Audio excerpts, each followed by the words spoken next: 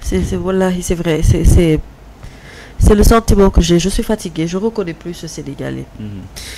li ma xàmmeetul nag ci jikkoy Sénégalais yi bëri na nag xaw na ci cof tuuti xumaan ci li muy wax. mais tu sais man gëw ma neutralité. je suis neutre gëw ma loolu pour man am na foo far da nga waxul fi nga far. waaye neutralité. amul. non gëw ma ko.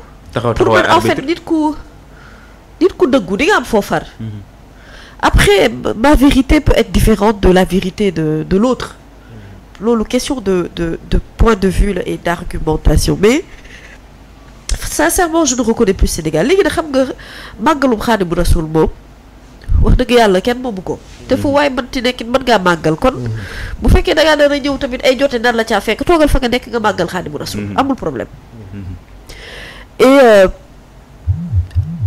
j'aimerais tellement que qu'on retrouve notre totale liberté qu'on n'ait pas l'impression que lépp lu ñu war a def dafa war a ànd ak calcul.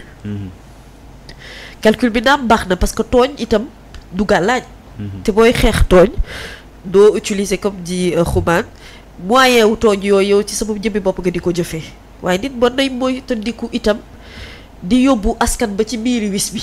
boobu itam jar naa bàyyi xel parce que nit moom bu xasee ba mer na rek mënul contrôler colère am ci naka la koy defee comme je disais durant les manifestations moi je regardais certaines vidéos dama doon wax naan non depuis quand nous Sénégalais on est violents à ce point là musuma njort yenn acte de violence yi que ñun mën nañ ko def mais ce qui veut dire que kon nit ki ban tolluwaay la war a mën a nekk Moustapha bay agiré nend li pour man nag wax dëgg yàlla am góom boo ko amee da nga koy faj waaye doo xool li beneen góom ca wet wax bu dee ci aéroport boobee la am AIBD dama ne état bu Sénégal am na lu mu war a lijjanti xanaa yëguñu ne AIBD lu bari dañ ko fa war a régler ci ay problème ñu ci mel nan non mais AIBD lire naa sax ci benn quotidien je pense te ci suba ñuy wax ne dañu nekk ci ay difficultés on doit régler ce problème là pour man loolu c'est primordial parce que cet aéroport là dañu fa investir xaalis bu dul jeex jël fa ay nit di fa liggéeyee te wax dëgg yàlla dañu lijjanti problème ba fa ne ak góob bi nekk Air Sénégal problème bi ci biir aéroport bi duñ ko régler suñ problème yi bopp ñoom waaw duñ ko régler ñi fa nekk di liggéey ce ne sont pas des Sénégalais non mais pourquoi dans ce pays en fait on revient à la politique moi j'ai un souci ok merci beaucoup sama gars yi ñu def tour de table bu mujj bi docteur lan mooy doon ce mot de la fin benn question laa bëggoon na encore poser un consulat un ambassade fan la bokk ci réew ma mi teewal ci réew ma y a des règles quand même internationales de léegi nag boo duggee ci benn ambassade dëkk bi du la mënal dara nga bokk c'est comme si consulat benn partie la ci territoire dëkk benn partie la ci territoire dëkk man loi moo fay daw Ouais, mais je pense qu'il y a des lois effectivement. Si vous faites des activités criminelles, sous le consulat bi porter plainte, ils vont porter plainte dans le pays bi acte bi am. D'accord, parce que moi je pense que quand même les consulats et les ambassades c'est un pays dans le pays. Parce qu'am na ambassade yoo xam ne sunu gendarme mënuñu fa dugg de. C'est vrai. C'est vrai. Gendarmerie yoo xam ne fii am consulat yu may gis même bu ñu la waxoon ne kaay jàpp fa sàcc duñu la bàyyi nga dugg. dañu am seen propre armée sax bu koy surveiller. ok defe naa Almadi léegi ku fa jël photo sax defe naa bon am na quand même ak sujet bu ñu def nañu ay policiers sénégalais à la porte pour l'extérieur boo jëlee photo policier sénégalais mais boo diggoon jëf boo defoon lu bon ci biir na yeneen force de l'ordre ñoo lay jël daal dafay fekk si voilà docteur lan mooy doon sa mot de la fin sa mot de la fin aussi mooy ni mu la ko waxee rek vraiment xeex moom il faut que nit ñi yem te population bu ñu fippi tamit dañu toll foo xam ne violence bi madame Samb wax tuuti te xàmmeewu ko ci sénégalais day fekk aussi am lu ñu sentir loo xam ne dafa fort ci seen conception du monde wala si li ñu yaakaar ci dëkk bi parce que boo demee quand même ba jël ay xeer di toj loo xam ne yaa ko moom parce que seen cotisation seen butéel ndox bi boo ko jëndee am na lu ciy dem loo xam ne ci BRT bi lay dem yéen ñiy liggéey defe naa chaque mois la ñuy couper seen salaire envoyé ko au niveau fisc donc mer na comme disait madame Samb aussi boo meree tamit da ngay dem ba dootoo xam li ngay def mais est-ce que nañu góorgóorlu ba mer bañ a am tamit lu merloo nit ñi da moo merloo nit ñi si bii kenn ku ñu jàpp mu représenter population bi à combien troisième dans les élections nga ne dafa violé sa magistrat yi ne violé wul médecin bi nga jàngal médecine à la faculté de médecine ne la kii sama certificat médical amul viol. benn gendarme boo formé def enquête ne enquête bi jaarul yoon. loolu yëpp di tegloo. C'est un gendarme qui a 1500 PV à son actif. Pas n'importe quel gendarme. D'accord. Oui, donc loolu yëpp boo fa toog loolu 1500 PV. maanaam mënoo ko génne ci élitu gendarmerie. Voilà et te boo demee ba xam ne aussi toute cette histoire là c'est une histoire. beneen affaire la quoi. C'est une histoire entre deux personnes. Il y a eu trop de dégâts. C'est une histoire entre deux personnes. Macky Sall et Sonko. C'est devenu un débat tellement personnel. ba tey bu ñu demee ay jabaram di ko ñaan moom président Macky dimbali ñu nga bàyyi suñu jëkkër. xam nga loolu c'est devenu très personnel. donc moo tax ma ne aussi tamit histoire yu personnelle ne ni ñuy dem ba hypothéquer tout un pays. Sur une affaire comme ça. léegi nag li ngay wax est-ce que gagné na wala gagnéwul mais kuy dem boo gagné lu mu lay njëriñ.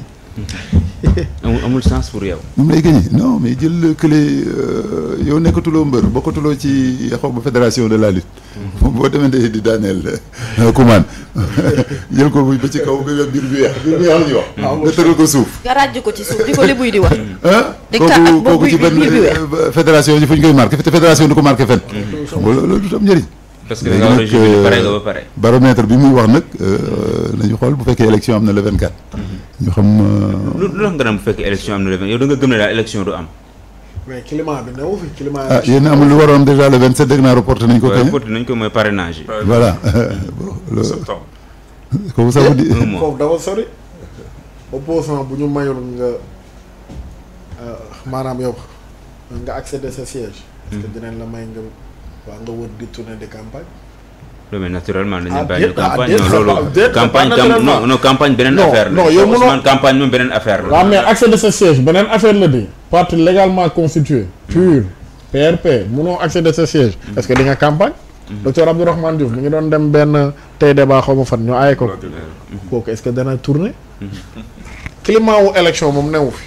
ok mais Guy Marius Sagna chemin de la liberté bi mu entamé noo ko gisee. non yooyu benn yaakaar nga ci ndam. non yooyu benn du ci réussir. réew mi kenn xamul est-ce que du pessimisme benn du ci réussir waxi lan. non damaa wax li am. yow kañ nga mujjee fàttali ko yow manifestation bu ñu autorisé. bu ñu autorisé ci réew mi droit constitutionnel la kañ nga ko fàttali ko. am na ñu demandé fan yi yan. bon non autorisé laal waxu demande bis mu ne mu am. ban lañ autorisé.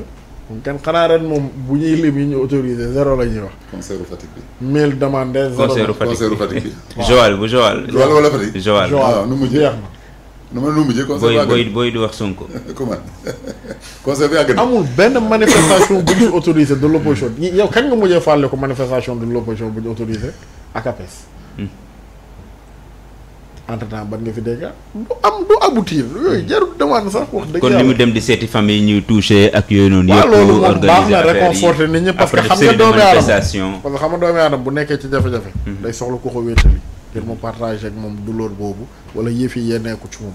loolu c'est à encourager mais manifestation ci réew mi situation bii. même bu tegee douleur bi sëriñ bi sëriñ. ah bu tegee douleur bi nit ki. waaw est-ce que am nga droit dem di ko. di ko jaale. mais Cheikh Ousmane kon léegi ñu war toog rek di seetaan wala. léegi ñu war toog rek di seetaan loolu mooy rey la jaale la. rey la. ñëw sa dëj jaale la. loolu ko Sénégal waaw. xam nga chaque jour moo ko ñun fan lañ jëm. waaw loolu lu jar a laaj la. man li ma gis daal mooy Sonko est derrière les barreaux. mais Sonko mi ngi fees ci xolu nit ñi. laa constaté yaa ngi wax waxu concert wu Fatick bi Joal bi bokk. qu'est-ce qui s'est passé. xale yi lan la ñuy def dañuy sonkoriser benn verbe bu bees la. je crois am na train bu yegg si Touba je sais pas tey ou démb je sais plus. voilà merci ñoom tamit ñiy sonkoriser affaire bi mooy maanaam même bu fekkee dañ ko tëj même si plage yi. même si plage yi quand il y a des événements qu'est-ce qui va se passer. il va se passer que da ngeen di tëj kenn et vous pensez que da ngeen koy réduire au silence. waxatul de mais ñeneen ñaa ngi koy waxal donc ils ont créé beneen élan de sympathie ci xolu nit ñi. et loolu moom moo xew moom moo tax fépp fu am ay événements mais xale yi kenn daf leen a mun a tere wax ça veut pas dire que am nañu carte ou amuñu carte c'est pas la question moom mooy si seen xel si seen perception ñi ngi jéem a noot kenn koo xamante ne seen héros la donc tant que ñoom ils ont la possibilité dañuy chahuter doo ma ne police day wàcc képp ku wax Sonko ñu téye la comme ni docteur wax léegi képp ku takk bracelet ñu jàpp la ils peuvent pas le faire réew mi ñëppay nekk ci te bu ñu ko defee itam y aura d'autres choses yoo xamante ne mënuñu leen tere et c'est exactement manifestation ça. yi gars yi def am nga ci yaakaar. manifestation yi ñu man daal opposition bi je trouve que dialogue national bi ça a été benn coup de traître boo xamante ne moom la Macky Sall def pour tester ndax opposition bi ils sont unis ou pas, et il a réussi parce que justement il a divisé l'opposition. Parce que fi mu nekk nii justement l'opposition aurait dû ak li xew waroon nañu def benn bloc. Gis nga le caravane de la liberté bi ngay wax ni ça aurait dû être une caravane pas simplement dirigée par Guy Marius Sagna, parce qu'il ne fait pas partie de la conférence des leaders de Yewwi, mais ça aurait dû être porté par la conférence des présidents de Yewwi Askan Wi. ok pour mu gën a am doole quoi. ñu gën ko jëmmal pour mu gën a jëmmal. soxna Mamy. noo gisee Guy Marius Sagna li mu sumb ak série de manifestations yi. Guy est un grand homme, hein. Moi, je le respecte beaucoup parce que Guy dafa yàgg ci combat ndeysaan moom de tout le temps moom defe naa ne c'est l'un des hommes les plus éprouvés aussi. En termes d'arrestation, en termes de vécu ci xam nga Guy danaan xeex ba ñuy wax naan est-ce que kii sax moom ça va mentalement. C'est quelqu'un qui mérite sa place entièrement vraiment à l'Assemblée nationale. Parce que comme il se dit député du peuple, il le prouve de par les actions qu'il pose également, et c'est ce qui est bien. Mais après c'est ce que Cheikh Ousmane et tous les autres t'ont dit. Ça fait très longtemps dans ce pays que gëj nañu organiser manifestation boo xam ne autorisé nañu ko encadré ko mu am ci jàmm. Et pourtant toutes les manifestations autorisées se sont bien passées. Les gens ont fait la manifestation tranquillement pare dañuy dem ba faral la sax mbalit yi nga xam ne ñoo fa am tegal la ko tasaaroo ñibbi. Donc et loolu mooy la beauté de la démocratie. Mais aujourd'hui caravane de la liberté woo ak peu importe tur bu ñu ko mën a tuddee il faut attendre de voir l'autorisation pour voir est-ce que dinañu ko mëne, parce que avant yooyu am na yeneen yu ko jiitu te autorisé wuñu ko woon. Donc Guy il a bien la volonté, mais est-ce qu'il ira jusqu'au bout? Je ne le pense pas. ok kon daal pessimisme bi daal mën naa ne mu gën a fës ci le chemin de la liberté di yoonu perte boobu nga xamante ne sumb nañ ko Guy Marius Sagna ak kii ñooñam. Docteur merci ci intervention bi. Merci Moustapha, merci Sénégal 24, merci sama naataango yi ma toogal tey. noo gisee débat bi. de haute facture. wala de haute facture intellectuelle wala bon mënuñoo juger loo xam ne dama ci bokk aussi ah. nekk naa saabu du fóot boppam. defe naa yaa yor nga des paramètres là, defe naa yaa ngi tapé sa clavier depuis sànq. defe naa am na looy jot. defe naa tu auras des vues, tu auras des commentaires, defe naa. nante la quoi dégg tu auras des vues. docteur nante la quoi. foofu lay jógee mais man bu ma waxee ne. débat bi neex na moom est-ce que c'est pas bon mu ngi noonu daal bon. ma bàyyil marabout bi mu wax. merci beaucoup Cheikh Ousmane. waaw en 2 secondes. yàlla def jàmm ci réew mi. yàlla nañ ñu am yërmande ci askan. tey moom waaraate nga démarré ay ñaan nga tàggatoo. daf ci baax. del léemu yenn saa del musu ci del musal del ci plateau réew mi kat du yenn saa ci la war a fekk fi mu li waaj doon naan muslaay liwut waaye réew mi waaw vraiment. naa ni daal nit ñi daal war nañu am yërmande. te réew mi soxla na yërmande. c'est important surtout yërmande gët man xumaan. waaw.